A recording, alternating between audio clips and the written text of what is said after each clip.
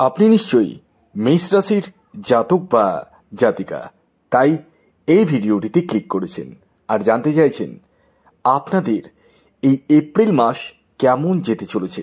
হ্যাঁ বন্ধুরা, আমি এই ভিডিওতে আপনাদেরকে এপ্রিল মাসের সঠিক ভবিষ্যৎবাণী করতে চলেছি, না বেশি না কম।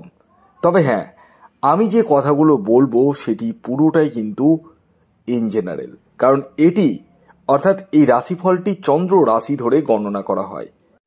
যারা আমার সাথে কনসাল্ট করবো ভাবছেন তারা এই হোয়াটসঅ্যাপ বুকিং নাম্বারে যোগাযোগ করুন।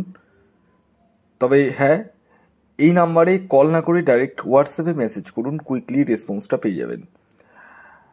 আর আরেকটি কথা বলে দিই, দেখুন আমি এই ভিডিওতে যে কথাগুলো বলবো সেটি 100 নাও মিলতে পারে, তবে হ্যাঁ আমার বলা কথা কিন্তু কমপক্ষে হলেও 20-30% কিন্তু মিলতে বাধ্য, কারণ প্রত্যেকেরই জন্ম সময় জন্মস্থান এক নয়, প্রত্যেকেরই বয়সটাও এক নয়, এবং প্রত্যেকেই কিন্তু একই কাজের সাথে যুক্ত নয়।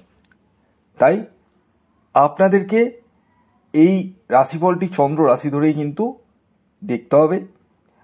তবে হ্যাঁ, একটি কথা আবারও বলি, আমার রাশিফল শোনার পর আশা করি অন্য কোনো রাশিফল শোনার প্রয়োজন হবে না, কারণ আমি যেটি সঠিক সেটাই বলবো, কোনো বাড়িয়ে চড়িয়ে কোনো কথা নয়, যেটা ঘটবে সেটাই বলবো। আর আপনারা মাসের শেষে বুঝে যাবেন যে আমি যে কথাগুলো বললাম কতটা অংশে মিলল। কমেন্টস বক্সে অবশ্যই কমেন্টস করবেন, কারণ আমার কথা কিন্তু মিলতে বাধ্য। তো এই যে এপ্রিল মাস যখন শুরু হবে তখন নবগ্রহের স্থিতি যেমন আমি বলতে চলেছি ঠিক তেমনটাই থাকতে চলেছে। আপনার ফার্স্ট হাউসে থাকতে চলেছে বুধ এবং গুরু, 6th হাউসে কেতু বিরাজমান থাকতে চলেছে। আপনার 12th হাউসে থাকতে চলেছে রাহু, শুক্র এবং রবি। আপনার 11th হাউসে শনি এবং মঙ্গল একত্রে থাকতে চলেছে। যদিও 14ই এপ্রিল সূর্য মেষ রাশিতে প্রবেশ করতে চলেছে, 24 তারিখে অর্থাৎ 24 এপ্রিল মঙ্গল মীন রাশিতে প্রবেশ করছে, এবং এর প্রভাবও কিন্তু আপনাদের ক্ষেত্রে আসবে। দেখুন, আমি এই ভিডিওতে যে কথাগুলো এখন বলতে চলেছি এবং ভিডিওর শেষে আপনাদেরকে প্রতিকার প্রতিবিধানের কথাও বলবো, তাই ভিডিওর শেষ পার্টটা অবশ্যই ফলো করুন। এই যে থাম্বনেল দেখে আপনারা অনেকেই কিন্তু আকর্ষিত হয়ে গেছেন, মানে ভাবছেন যে সমস্তটাই ভালো হবে। ভালো তো হবে, কিন্তু সমস্যাটাও রয়েছে, আমি এক এক করে বলবো। যেমন প্রথমে আছে শরীর স্বাস্থ্য নিয়ে 24 তারিখ পর্যন্ত কিন্তু সেরকম সমস্যা নেই, কিন্তু 24 তারিখের পরবর্তী সময় কিন্তু সমস্যা আসতে চলেছে।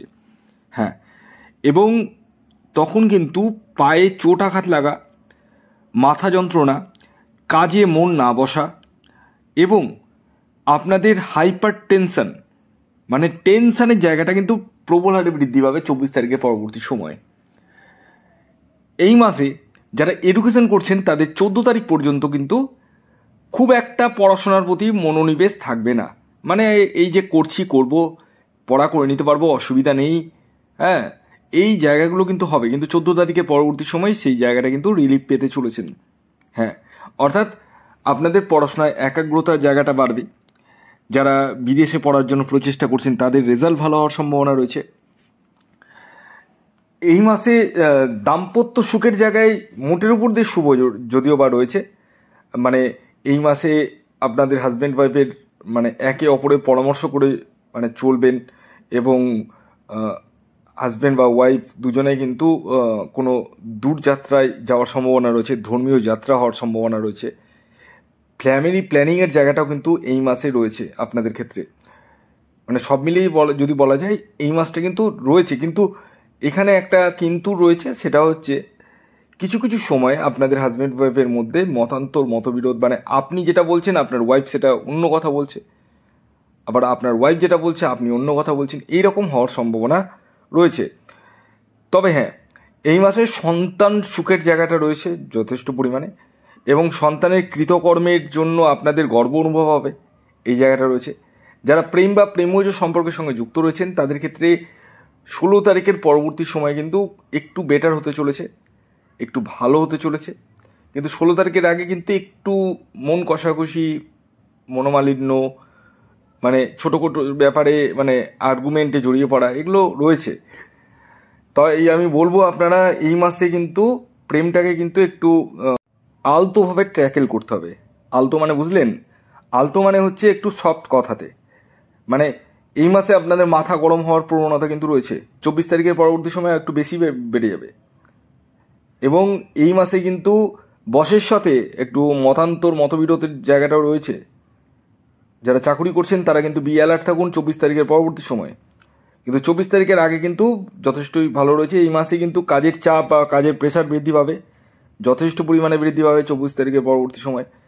এবং এই মাসে আপনারা যারা ব্যবসা করছেন তাদের দৈনন্দিন রোজগার বৃদ্ধি পেলেও আপনারা অনেক টাকা কিন্তু ধার দিয়ে ফেলবেন, এবং এই ধার দেওয়ার কারণে অনেক টাকা নাও উঠতে পারে। তাই এই মাসে একটু বুঝে সুঝে ধার দিতে হবে। ইনভেস্টমেন্টের ক্ষেত্রে একটু বুঝে সুঝে ইনভেস্টমেন্ট করতে হবে।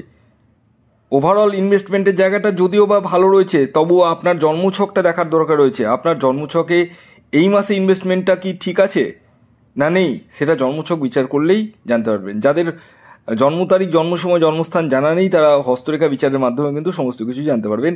প্রয়োজনে আপনারা এই হোয়াটসঅ্যাপ নাম্বারে যোগাযোগ করতে পারেন। এই মাসে বিবাহের জায়গাটা কিন্তু যথেষ্ট শুভ রয়েছে। যারা বিবাহের জন্য প্রচেষ্টা করছেন তারা বিবাহের জন্য প্রচেষ্টা করুন। তবে হ্যাঁ, এই মাসে ফ্রডের পাল্লায় পড়তে পারেন। ফ্রড হওয়ার সম্ভাবনা রয়েছে, প্রতারণা হওয়ার সম্ভাবনা রয়েছে। তাই একটু বুঝে সুঝে চলবেন এবং কাউকে মনের কথা, পেটের কথা খুলে কখনোই বলবেন না। এবং টাকা পয়সা ডিলিংসের ক্ষেত্রে কিন্তু একটু বুঝে সুঝে ডিলিংস করতে হবে। পার্টনারশিপ যারা বিজনেস করছেন তাদেরকে একটু অ্যালার্ট থাকতে হবে। পার্টনার কিন্তু ধোঁকাবাজি করতে পারে, প্রতারণা করতে পারে, আপনার ব্যবসার মানে লাল বাতি জ্বালিয়ে দিতে পারে। তাই প্রয়োজনে সিসিটিভি ক্যামেরা ইউজ করুন আপনার ব্যবসা ক্ষেত্রে, এতটুকুই বলবো। এই মাসে আপনাদের ভ্রমণের জায়গাটা যথেষ্ট রয়েছে, দূরযাত্রা জায়গাটা রয়েছে। পরিবারের মধ্যে মতবিরোধ অনেকটাই কমতে চলেছে যদিও বা, এবং গৃহে কোনো মাঙ্গলিক অনুষ্ঠান হওয়ার সম্ভাবনা রয়েছে। এছাড়াও এই মাসে আপনারা কোনো ব্যক্তির দ্বারা প্রতারিত হতে পারেন, কিন্তু খেয়াল রাখবেন। এবং গৃহ থেকে বা কোনো কাজের জায়গা থেকে কোনো মূল্যবান দ্রব্য, অর্থ চুরি হওয়ার সম্ভাবনা কিন্তু রয়েছে। Be alert. এই মাসে আপনাদেরকে একটু মাথা ঠান্ডা করে চলতে হবে, রাগ জেদ কিন্তু কমাতে হবে।